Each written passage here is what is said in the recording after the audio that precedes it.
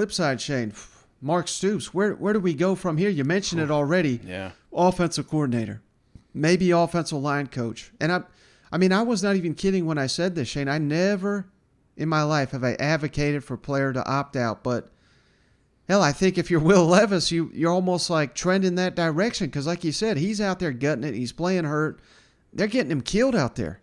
Yeah. And this is Vanderbilt. This is, again, the worst defense in the conference. Now you got Georgia coming to town, the best defense. Imagine what they could possibly do to him. This has got to be, Shane, like a circle the wagons type game. Just like we saw Arkansas. We'll get to that game in a minute, but you lose in embarrassing fashion. You turn around, you play a top 10 team. You show some guts and resolve. We'll learn a lot about Kentucky this weekend playing the Georgia Bulldogs. Will they cave? Will they rally? And, what do you think is the answer here, Shane, for Mark Stoops and company? Is it time for him to go? Because I'm sure they'd be happy for him to stay, but, man, you're hearing more and more of the speculation and the Auburn job.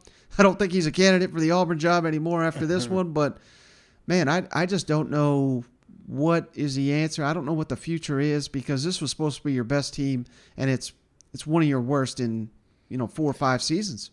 It's funny. It's like when I view Lee, I view him as a young Stoops. Just if you remember a few years back, that's what Kentucky had to do. They had to build this roster from the inside out. Yeah. And that's what made them special. And that's because they were a family. They were deep. They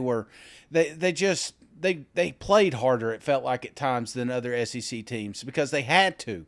And then all of a sudden you get into that sunshine and everybody starts talking about how good you are, and we start getting some of these transfers coming in, and then here come the expectations. And it feels like this season has kind of, I don't know, all that progress that you've made while you've been up there, it feels like we've took a 3-year step back.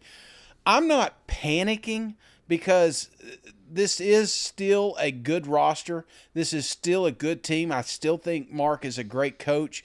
I just think he's got the pieces around him aren't as strong, and I think that's what's starting to show. And one of the questions they keep asking is for a coordinator, and, I think, sometimes you miss.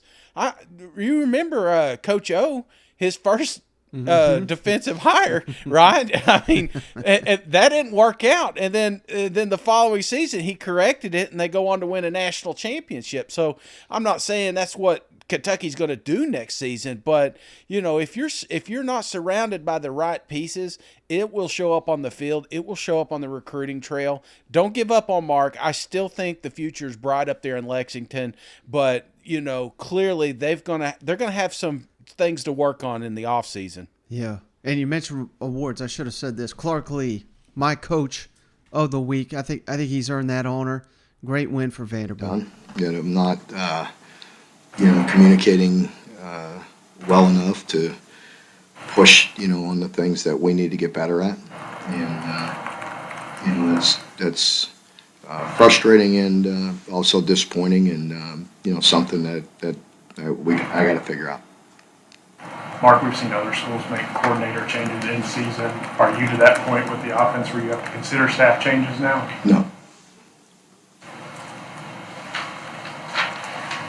Is there a consideration for offensive line coach as well with the performance the O-line has put together? I just answered that question.